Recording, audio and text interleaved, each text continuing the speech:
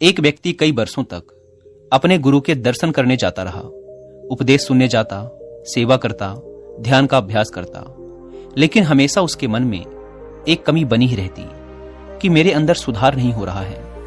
मुझे कितने वर्ष गुरु की शरण में गए हो गए, प्रवचन सुनते हो गए, लेकिन मेरे जीवन में उतना बदलाव नहीं आ रहा है जितना गुरु की मुझसे अपेक्षा थी। एक दिन उसने सोचा कि शायद गुरु ही इस प्रश्न का उत्तर दे पाएंगे और वह गुरु से मिलने चला गया। गुरु ने उसे अपने पास बिठाया और उसकी समस्या पूछी।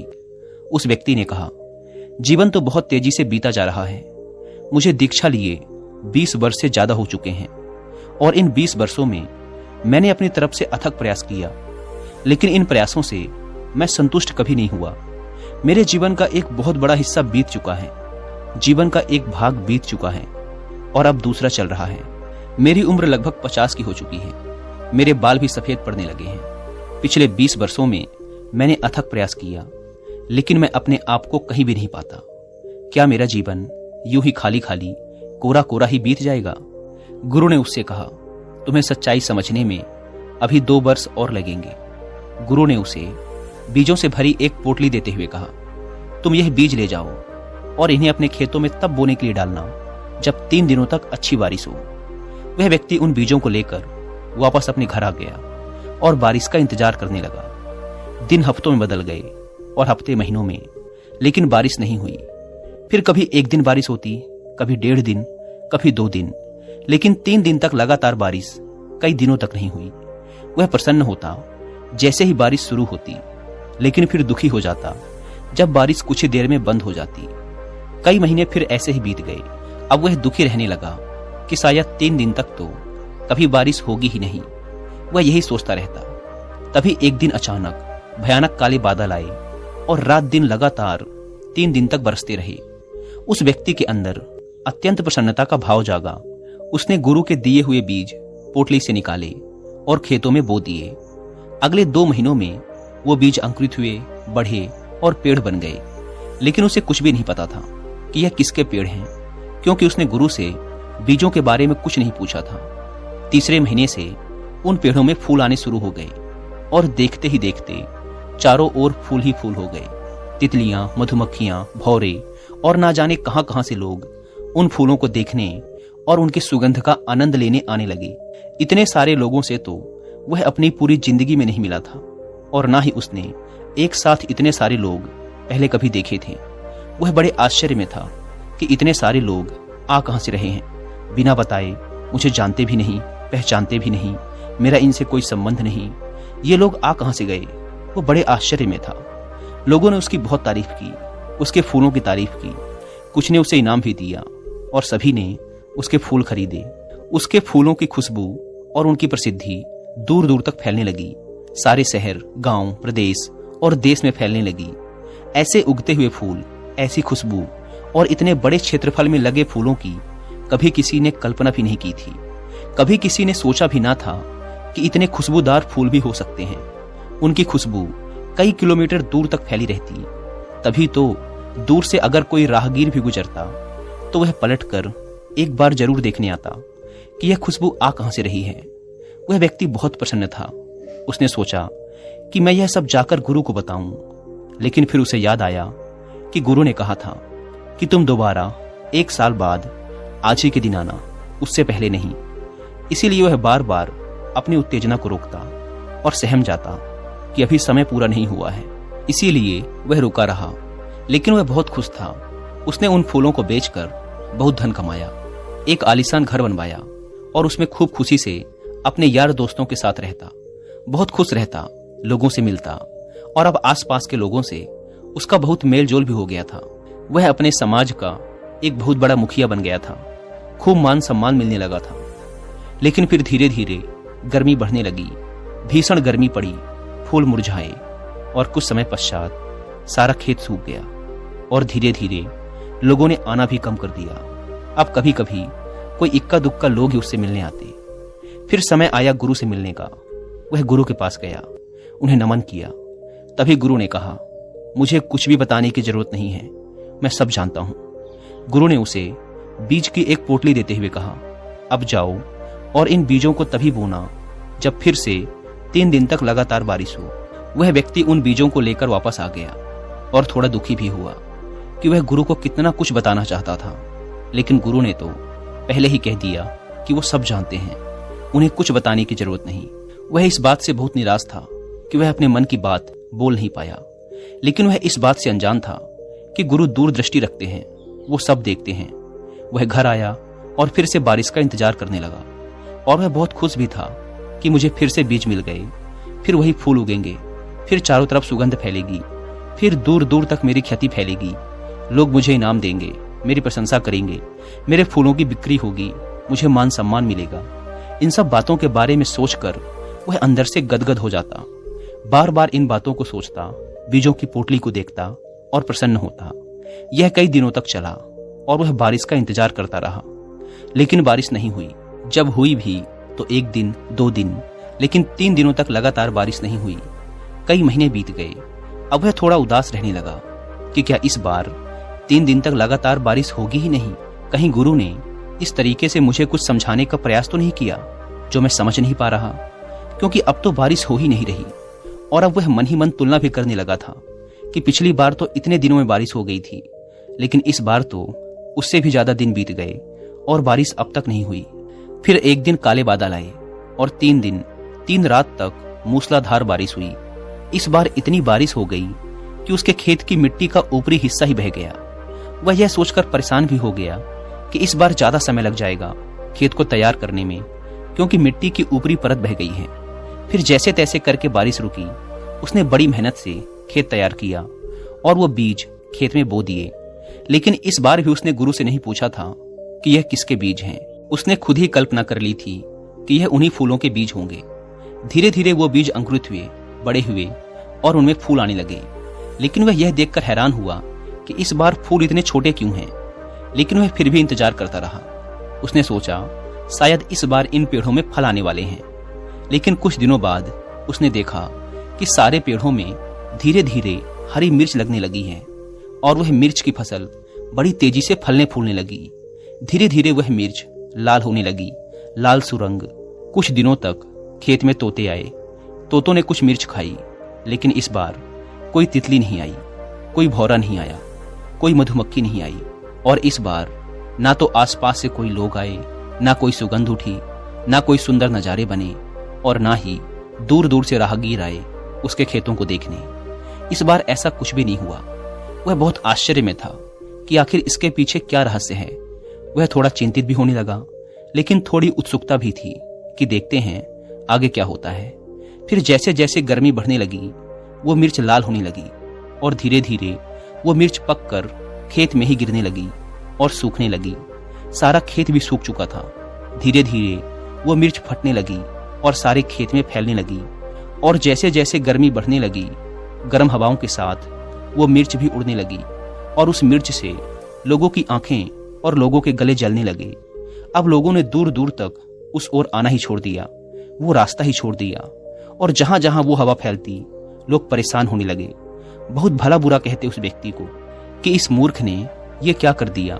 अगर इसने इन मिर्चों को बो ही दिया था तो फिर बाजार में जाकर इन्हें बेच देता या फिर इनका कुछ इंतजाम करता, लेकिन इसने इन मिर्चों को खेत में ही गिर जाने दिया और अब ये मिर्चें लोगों की आंखों और गलों में चुभ रही हैं। लोग उससे बड़े नाराज रहने लगे और उसके खेत के आसपास जितने भी पशु पक्षी थे वो सभी वहां से पलायन कर गए।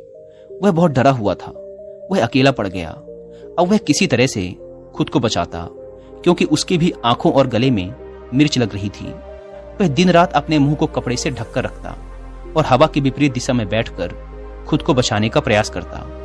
यह सिलसिला कई महीनों तक चला। उसकी गुरु से मिलने की प्रचंड इच्छा थी, लेकिन गुरु ने पहले ही बोल रखा था कि साल भर बाद आज ही के दिन आना। वह बहुत परेशान था। उसके लिए एक एक दिन काटना बहुत मुश्किल पड़ रहा था, लेकिन किसी तरह से वो दिन आ गया जब वह अपने गुरु से मिलने जा सकता था।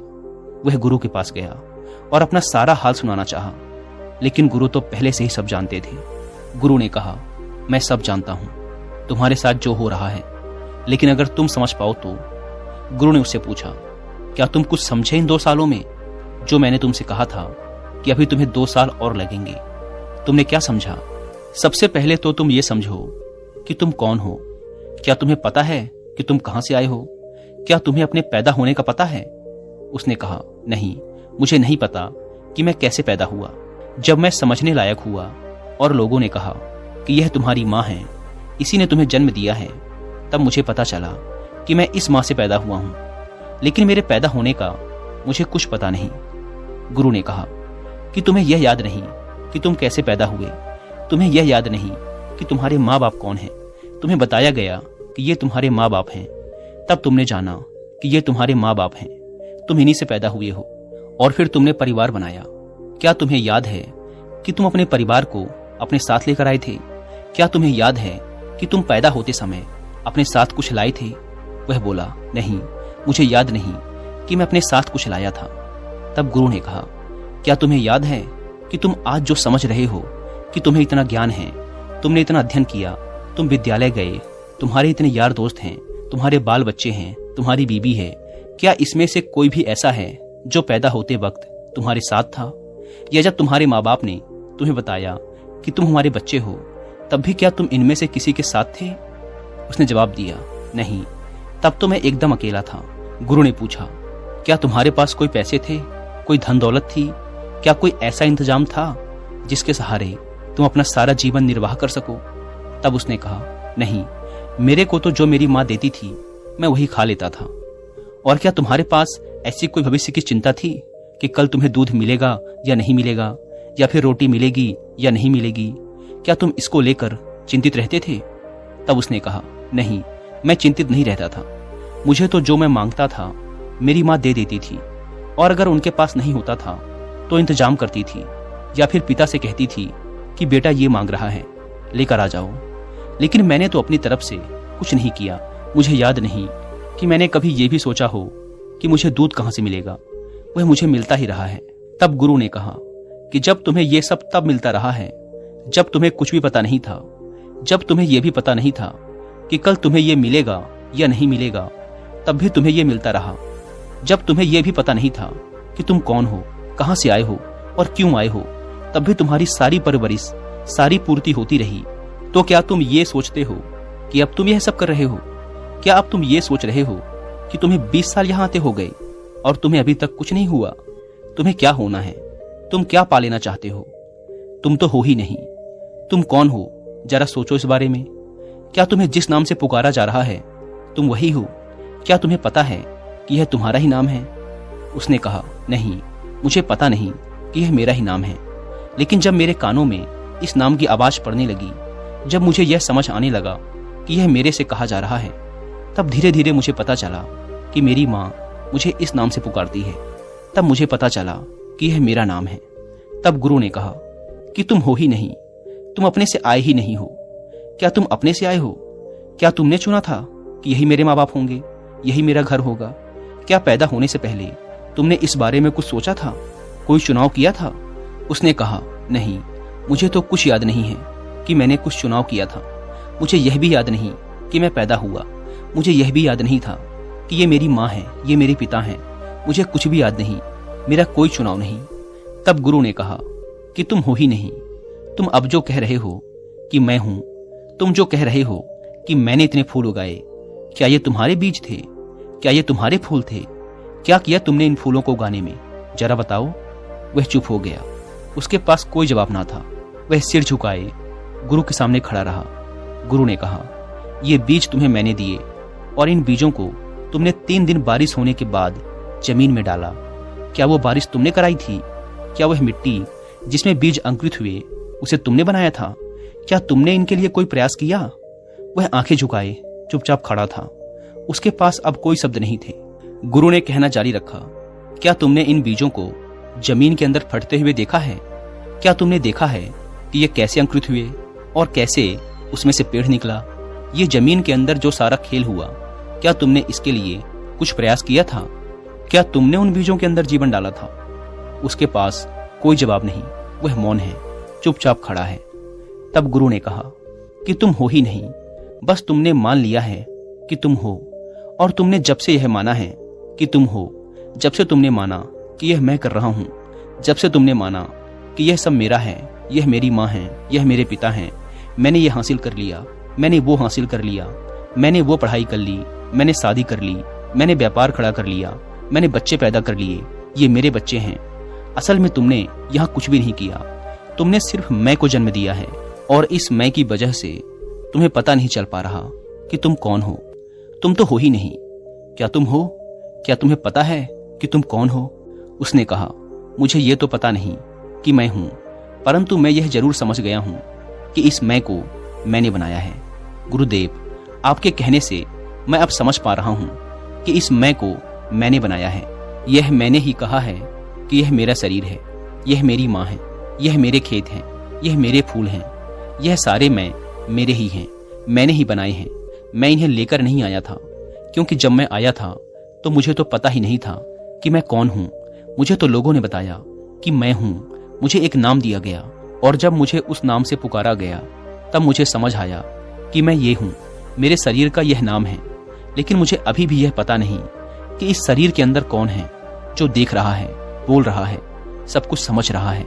तब गुरु ने कहा, जब तुम्हें कुछ भी नहीं पता कि तुम कौन हो और यह सोच रहे हो कि मैं 20 सालों से कर रहा हूं, कौन कर रहा है?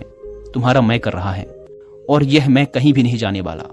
50 साल गुजर गए, अगले 50 साल और गुजर जाएंगे, लेकिन यह मैं कहीं नहीं जाने वाला। जो यह कह रहा है कि वो मेरे फूल थे, सच बताओ, क्या वो तुम्हारे फूल थे? जो यह कह रहा है कि मैंने ये बीज लगाए, क्या ये तुम्हारे बीज थे?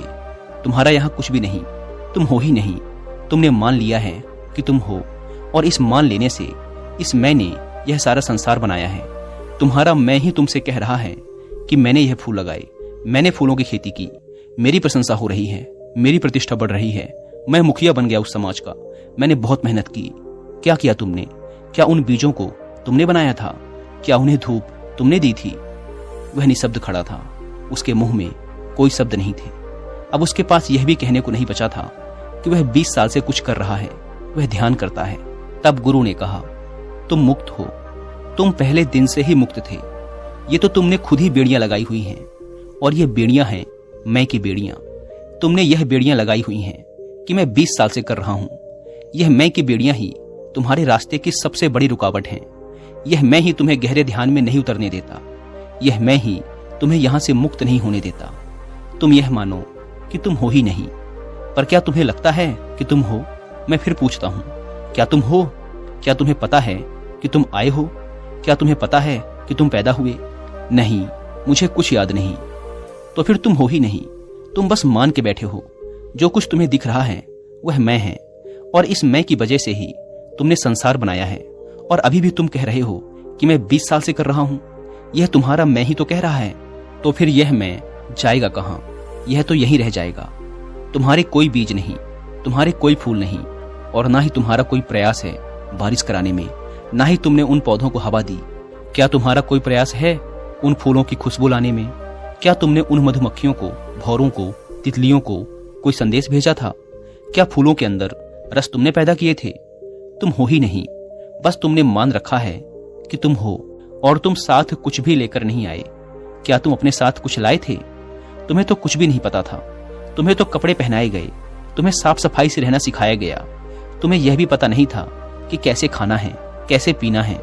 तुम्हारे मुंह में स्तन को लगाया गया, तब तुमने दूध पीना सीखा। क्या प्रयास किया तुमने अपनी रोटी, अपने दूध के लिए उस समय? वो तुम्हें मिलता ही रहा। और आज तुम ये सोचते हो कि मैं इंतजाम कर रहा हूं, मैं कमा रहा हूं। आज तुम सोचते हो कि ये मेरे बच्चे हैं, जब मैं खिलाऊंगा तब ये खाएंगे। तुम हो ही नहीं, बस तुम मान के बैठे हो। और जो ये सोचता है कि मैं हूं, मेरे बच्चे हैं, मैं कमा रहा हूं, मैं कर रहा हूं, यही मैं ही तुम्हारे दुख का कारण है। यही तुम्हारी बंदिश है, यही तुम्हारा बंधन है, यही तुम्हारी बेड़ियां हैं। तुम मुक्त ही हो। तुमने शरण ले ली है बुद्ध की, तो अब मुक्त हो जाओ। तुम मुक्त ही हो और तुम्हें सब कुछ मिलता ही रहेगा। यह कहते हुए गुरु मौन हो गए। कहा जाता है कि वह शिष्य इसके बाद वहीं बैठकर ध्यान में तल्लीन हो गया और उसके बाद वह उठा ही नहीं। वह मुक्त हो गया, उसे परम निर्वाण प्राप्त हो गया।